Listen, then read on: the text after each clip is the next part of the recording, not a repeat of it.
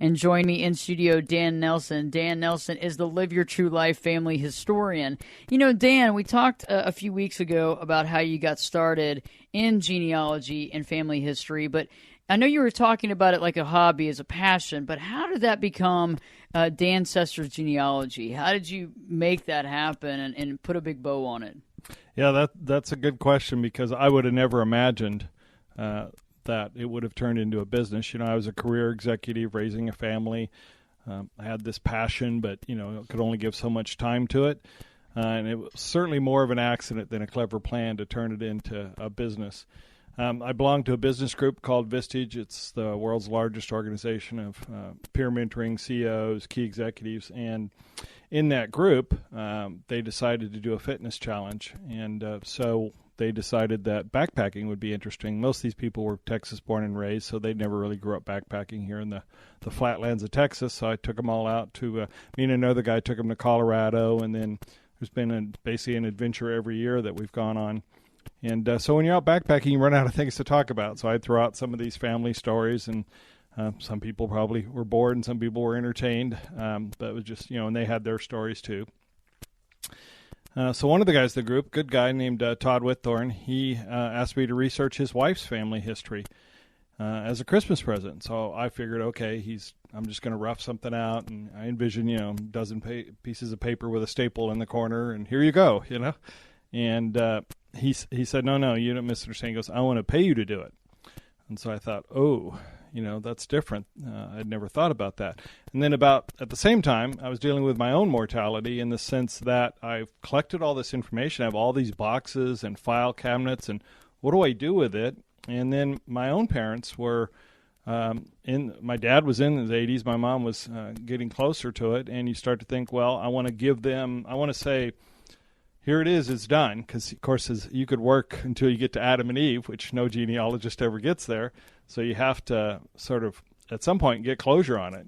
You can't just leave it all open. And you also don't want someday all your work to get thrown in the trash or donated to a library that doesn't have any resources to deal with it. I mean, so many times I'd run into people where that's basically what happened with it. And as the custodian of my own family, I kept that from happening. But many families, there is no custodian. There is nobody that wants that stuff, that clutter.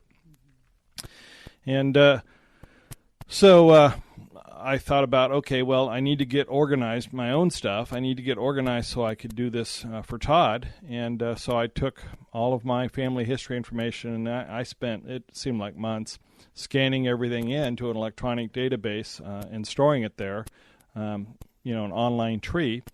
And then we created our books for our own family, me and my wife, because I wanted to practice on my own family, and I wanted to get it out to them.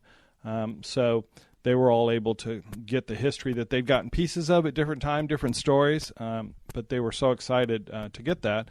And then we learned from there, because you think, well, you build an ancestry book, how hard can it be?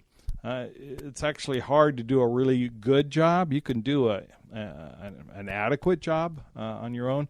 But, of course, for most people, you don't get any practice at it, any experience, because you're one and done. You don't get a new set of ancestors. And some people might like to, but there's no place to go trade that in. So we were just looking, how do we make this, more user-friendly and enjoyable? So we put Todd's book together, and then a bunch of other people were interested that I knew through the business group, and then people that knew of me and knew that I did this. And they're like, hey, can you do my family? And I've got these stories, or I'm adopted. I don't know anything. And so we have this range of people all the way from adopted, where we basically have to do all the research to put it together and pull it together for them. Then we got other people say, I've got all of it. Aunt Claire did it all, but it's in these boxes, and I don't know what to do with it. And so I say, okay, I know how to put a bow on it for you and make it a great addition to your family's history and heirloom. So most of our clients were from references early on, and you can go onto our website and hear their video testimonials.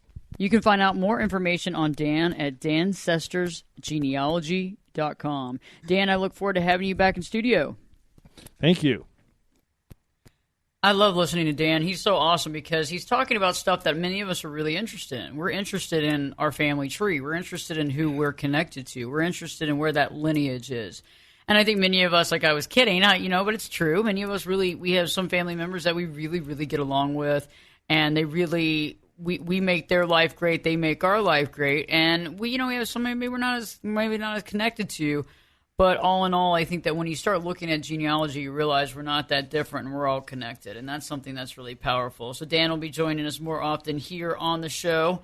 So it'll be great, and I look forward to learning because he's going to be telling us some really interesting, because I like to know about those interesting situations that take place, the interesting historical value, and we're going to be talking about some really fun stuff here in the next few weeks and throughout the year. So this is going to be great.